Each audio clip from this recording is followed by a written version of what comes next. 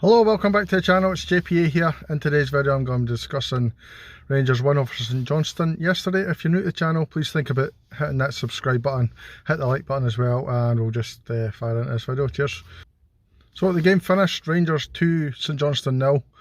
It wasn't the greatest of games, to be honest with you. Typical game at Ibrox. We had a lot of possession, and the team obviously just sat and made it difficult for us to score.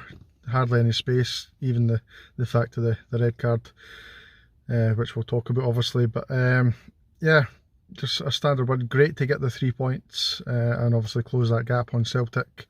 I'm not looking any further ahead than that game, and obviously the next game at Motherwell. But I'm not getting carried away with this. It's a win, and it's another victory.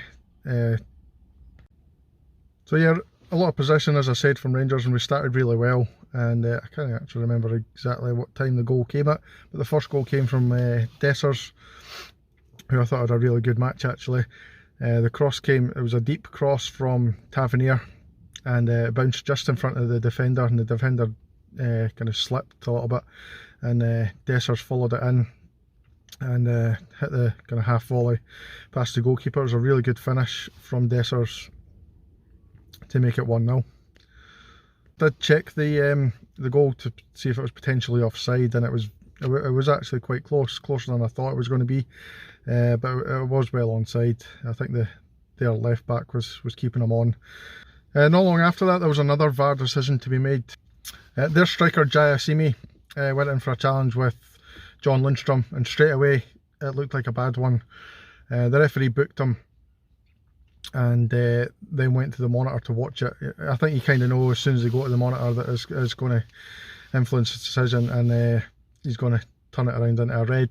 That's exactly what happened. When you slowed it down, it looked like a really sore one right on the ankle. Could have been an ankle breaker, and I actually think, I remember saying it at the time, if that's a couple inches higher, he's probably breaking his shin there. Really reckless challenge, definitely a red card. And I'm not just saying that because it was against Rangers. I'd be saying exactly the same thing if it was a Rangers player on a St Johnstone player.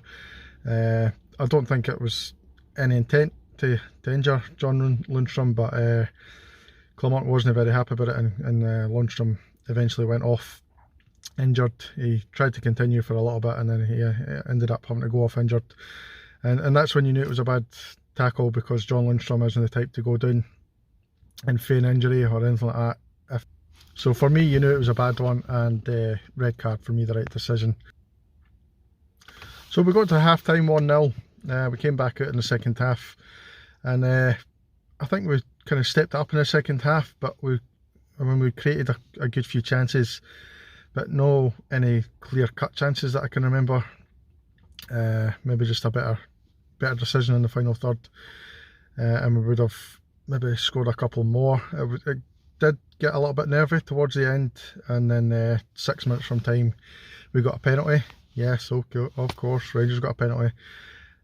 For me, it's an absolute stonewaller. Dessers tries to go round the keeper, and he's tripped him. No doubt about it, for me, it's definitely a penalty.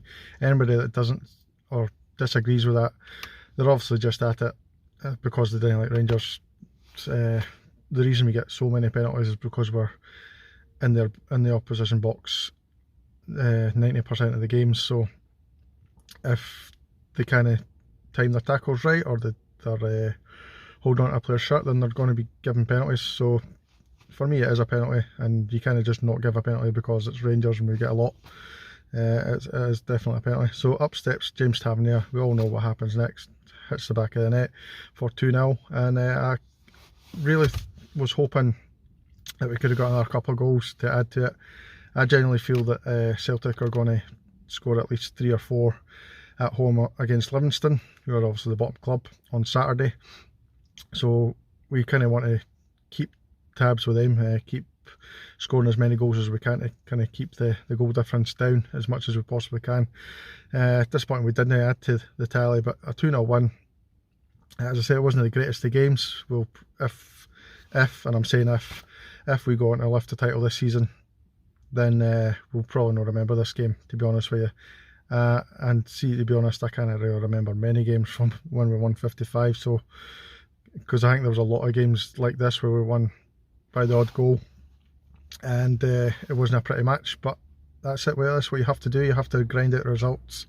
These teams aren't going to make it easy for us, so we have to break them down. I don't think the red card changed the outcome of the game. I think we were worthy winners, to be honest with you, and I think obviously we were 1-0 up when that happened anyway. So I don't think it made a major difference. Some people can say, oh, they got a red card, that's the reason they won the game. I don't think that's the case at all. I think we were comfortable winners in the end.